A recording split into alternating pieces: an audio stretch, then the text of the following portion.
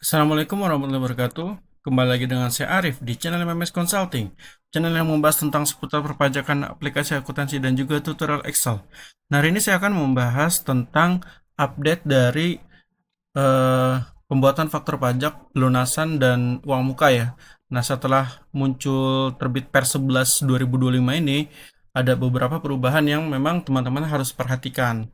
Yang pertama itu, di sini ketika teman-teman membuat faktur pajak uang muka ataupun pelunasan, ataupun termin dan angsuran, nah ini yang harus teman-teman perhatikan. Jadi di sini ada keterangan tambahan ya teman-teman.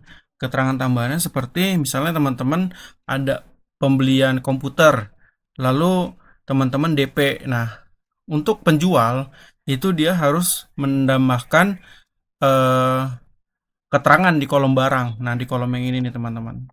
Eh, Nah, di kolom yang ini ya teman-teman. Jadi namanya itu harus ditambahkan keterangan gitu teman-teman. Oke? Nah, keterangannya apa sih? Nah, keterangannya itu contohnya di sini ada pembelian komputer 5 juta dan DP-nya 1 juta. Maka keterangannya itu uang muka sebesar 1 juta untuk pembelian komputer merek ABC dengan harga jual 5 juta. Jadi di sini yang paling teman-teman harus perhatikan itu adalah uang muka. Nah, misalnya kalau di sini pelunasan ya berarti pelunasan ataupun di sini uang muka kedua atau termin kedua, maka keterangannya ya termin kedua. Termin kedua sebesar misalnya 1 juta juga untuk pembelian komputer merek ABC dengan harga jual 5 juta. Nah, di sini teman-teman yang harus perhatikan ketika teman-teman misalnya ini jualnya 3 unit ya. 3 unit komputer berarti kan 15 juta. 15 juta itu dari 5 juta dikali 3 juta ya teman-teman. Nah, apakah yang dicantumkan itu adalah harga jual keseluruhan atau harga jual per unit? Nah, menurut tafsir saya di Per 11 tahun 2025 ini itu menggunakan harga per unit gitu teman-teman. Jadi walaupun misalnya harga jual totalnya itu karena jual 3 unit komputer berarti kan 15 juta. Tapi untuk pembelian komputer merek ABC dengan harga jual sebesar 5 bukan 15 juta, tapi 5 juta karena patokannya itu per unit ya teman-teman. Nah, ini untuk uang muka. Selanjutnya, untuk pelunasan. Faktur pajak pelunasan itu gimana sih cara buatnya? Nah, ini pelunasan tambahin keterangan, pelunasan sebesar 4 juta untuk pembelian komputer merek ABC dengan harga jual 5 juta. Kalau teman-teman perhatikan, di bagian yang ini sama yang ini itu sama ya. Untuk pembeliannya itu sama, baik dia uang muka ataupun pelunasan gitu. Yang paling penting itu ini, uang muka di depannya. Jadi ini peruntukannya untuk uang muka, apakah termin satu, apakah termin 2 atau termin 3 atau pelunasan. Nah, itu yang teman-teman harus tentukan terlebih dahulu, baru tentukan jumlah dari uang muka tersebut atau dari termin tersebut. Gitu teman-teman. Itu ya. Itu untuk perubahan yang pertama teman-teman. Nah, untuk pembuatannya itu gimana sih teman-teman? Yuk kita bahas. Nah, nanti di situ juga akan ada perubahan yang kedua ya teman-teman. Seperti biasa, ketika teman-teman ingin membuat faktur pajak, ya teman-teman harus login dulu ke Cortex ya. Cortex, selanjutnya teman-teman masuk ke e-faktur, dan e-faktur di situ kan nanti ada pajak keluaran ya. Nah, ini langsung saja. Ini contohnya ini teman-teman sudah masuk ke faktur faktur keluaran ya. Jadi untuk faktur biasa dan faktur uang muka atau pelunasan itu caranya sama. Yang membedakan itu teknis ketika pembuatannya. Jadi cuman untuk teknis dari awal menunya sampai dengan dashboard untuk pembuatan fakturnya itu sama ya teman-teman. Oke. Nah, di sini yang membedakan itu kalau teman-teman membuka dashboard, maka di situ akan ada pilihan uang muka atau pelunasan. Ini. Nah, ini ya yang membedakan faktur uang muka pelunasan dengan faktur biasa. Kalau faktur biasa, teman-teman nggak perlu checklist yang ini. Dikosongin saja nggak apa-apa, teman-teman. Gitu. Tapi kalau misalnya teman-teman buat faktur uang muka atau pelunasan, ya teman-teman harus membuat harus menceklis salah satu ya teman-teman. Menceklis salah satu untuk menentukan apakah uang muka atau pelunasan gitu ya teman-teman. Oke.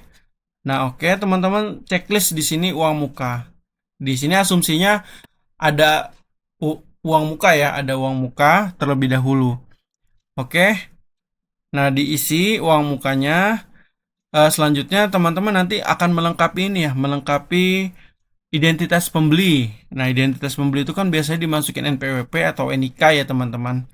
Nah, nanti dia otomatis langsung mendeteksi namanya, alamatnya itu akan terdeteksi secara langsung gitu ya. Oke. Selanjutnya teman-teman lengkapi detail transaksinya. Nah, yang tadi saya omongin, yang ini nih, yang uang muka sebesar 1 juta, ya otomatis teman-teman harus diisi atau ditulis di sini teman-teman. Nih, namanya. Gitu ya. Kalau ini kan jasa. Jasanya terus ada uang muka sebesar 2.750.000. Berarti di sini keterangannya eh, uang muka pembelian jasa sebesar 2.750.000 untuk pembelian jasa se sejumlah 12 juta gitu ya teman-teman. 12 juta yang ini nih. Kurang lebih seperti itu ya teman-teman. Oke, selanjutnya teman-teman sama seperti biasa diisi di checklist DPP nilai lain, lalu diisi DPP nilai lainnya. Ini 12 juta dikali 11 dibagi 12 ya teman-teman. Hasilnya 11 juta. Jadi total penjualan itu 12 juta dan selanjutnya PPN itu 1.320.000. Nah, ini yang membedakan. Di sini ada uang muka nih. Nah, di sini teman-teman uang mukanya itu diisinya itu bukan DPP nilai lain lagi ya. Kalau di yang ini nih, di slide yang ini ya teman-teman, itu kan misalnya di sini ada uang muka sebesar 12 juta. Nah, di sini di kolom uang muka ini itu diisinya itu DPP nilai lain. Itu sebelum ada per 11 gitu. Karena di sistem Cortex itu PPN-nya itu langsung dikali 12% ya. Tapi kalau setelah ada per 11 ini ya, setelah ada per 11 kan ya. eh Oke, per 11 2025 ini itu dia sudah otomatis nih di kolom PPN itu sudah mengalihkan dikali 11 per 12 dikali 12%. Kalau dulu hanya 12%, makanya di sini DPP-nya itu harus dikali 11 per 12 terlebih dahulu. Tetapi di sini tidak nih teman-teman. Jadi sudah langsung masukkan DPP penuh. Misalnya ada uang muka sebesar 10 juta, ya teman-teman masukin uang muka sebesar 10 juta. Ada uang muka 15 juta ya teman-teman masukin uang muka sebesar 15 juta ya teman-teman.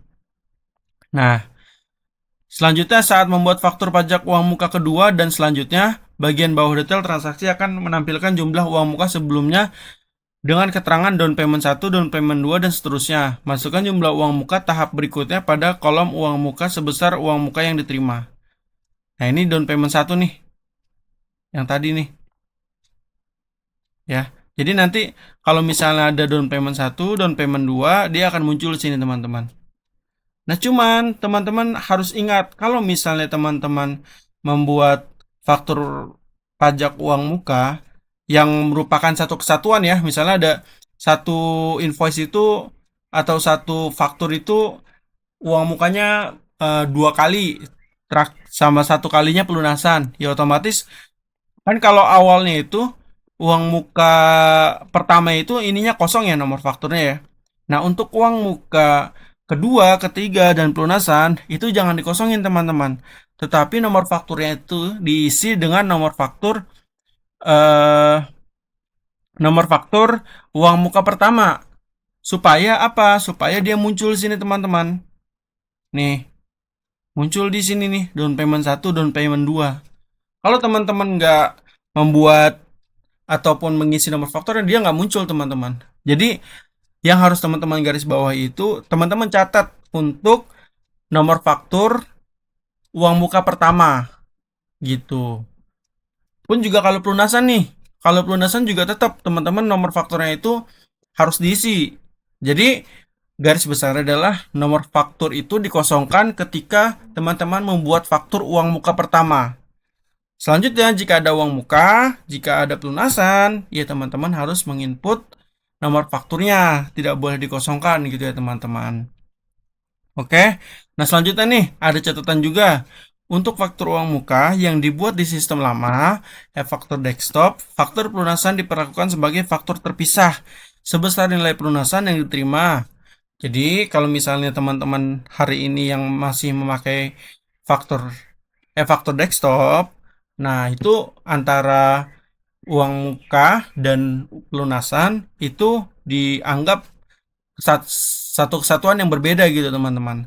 Kalau yang ini kan di Cortex itu dari uang muka pertama, uang muka kedua, uang muka ketiga sampai dengan pelunasan itu semuanya adalah satu kesatuan. Tetapi kalau di faktur desktop itu dianggapnya berbeda teman-teman antara faktur yang uang muka dengan faktur pelunasan itu dia nggak ngeling lah ibaratnya, tidak ngeling lah istilahnya ya. Jadi nggak kelihatan tuh down payment satu, down payment 2, down payment 3-nya itu. Karena ya dianggap masing-masing gitu ya teman-teman. Oke, jadi sebelum saya akhiri, mungkin sedikit saya mengulang. Perubahan ini ada 2 poin ya yang paling penting. Yaitu pertama soal keterangan di barang. Ya walaupun di pelunasan itu di Cortex setelah saya cek itu tidak bisa mengedit nama barang, nama jasa ya teman-teman. Jadi ya bingung juga kita dengan pelaksanaan per 11 ini tetapi sistemnya belum belum memadai dan juga ya pasti kalau misalnya teman-teman itemnya banyak ya otomatis teman-teman harus menambahkan tuh down paymentnya gitu ya satu-satu. Nah itu kan bakal nambah kerjaan lagi ya yang mungkin saya harap sih bisa direview lah untuk keputusan ini buat oleh DJP ya supaya tidak memberatkan wajib pajak gitu ya teman-teman. Nah, itu yang perubahan yang pertama. Perubahan yang kedua, untuk pengisian kolom down payment, itu dia tidak dimasukkan lagi nilai DPP nilai lain. Tetapi DPP penuh gitu ya teman-teman. Karena di kolom PPN ini dia sudah mengakomodir DPP dikali 11/12 dikali 12%. Kalau dulu kan dikali 12% gitu ya. Jadi DPP-nya harus disesuaikan dikali 11/12 dulu baru dimasukin di DPP sini. Tapi kalau untuk sekarang setelah ada per 11 tahun 2025 ini itu tidak perlu ya teman-teman. Oke, mungkin itu saja dari saya. Kalau misalnya ada pertanyaan boleh tulis di kolom komentar. Jangan lupa komen, like, dan subscribe supaya saya semakin semangat membuat konten edukasi perpajakan. Kurang lebihnya mohon maaf. Wassalamualaikum warahmatullahi wabarakatuh.